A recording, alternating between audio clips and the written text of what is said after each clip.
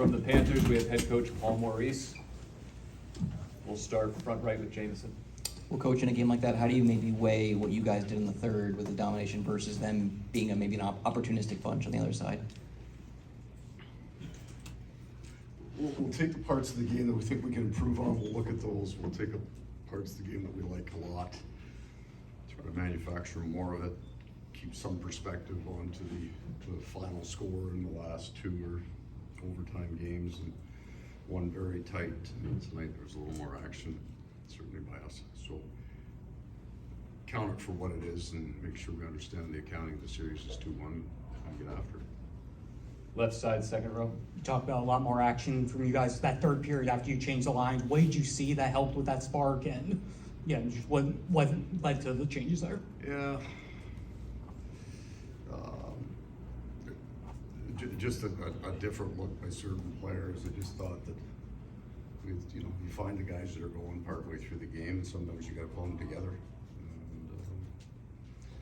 And we flipped for Hagee with Barkov and Bennett over the last 2 years. That kind of continues. You're just looking for a little jump, a little speed on that line. And we had some guys that were going. Just wanted to give them a better chance, get them out there when I could.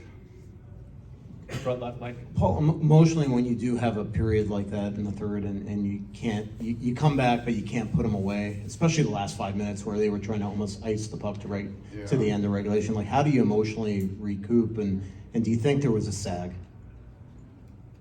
No, like I think we got fairly dominant there toward the end, and then it came out even. Mm-hmm.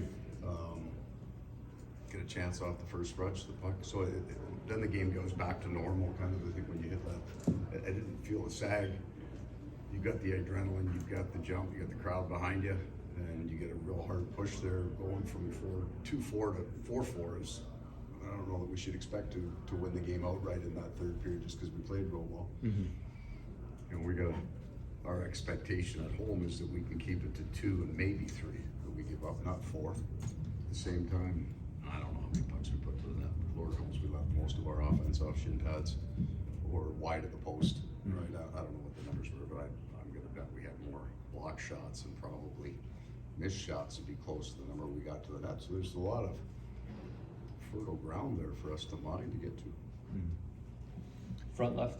Anytime you lose an overtime playoff game, it seems to be a gut punch, but are there degrees to that? Because this one kind of, game 2, New York was a better team in overtime, but you guys were better 3 through 4. Yeah. I don't know. Never felt too jolly after any overtime wins. You just grumbly, and then there'll be a break point for me, an afternoon game, whether late tonight or early in the morning, sit down and get back to work, and you map out a plan out. Front right. Paul, what did you make of the Trouba hit and the decision not to give it a major? I think I got enough on my plate. I'm not gonna do any refereeing or player safety tonight. I'll just stick with the coaching. Sam Reinhart said, you guys are a defensive team at heart. Do you feel like you need to maybe tighten some things? You obviously dominate so much in the opposite zone, but there's some things, maybe some breakdowns you need to clean up.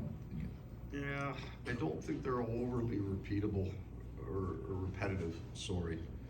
The 2 rush goals are, one's a simple miss for us, I think, and the second one, I have a harder time describing it to you. It's not a systemic issue that they just went coast to coast on you. We missed the first check.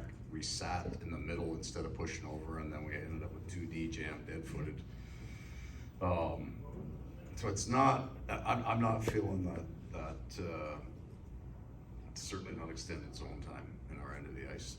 They beat us off the rush, an overtime game winner. We had to get a puck in behind us last game. Don't think there's much there.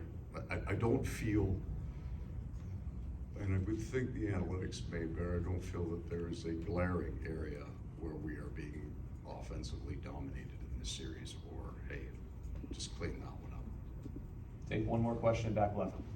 Paul, obviously these guys have their own ways of handling games like this, but how do you make sure they keep their heads up, and what was your overall message to them after a loss like this? Yeah, sometimes you want to keep the growl.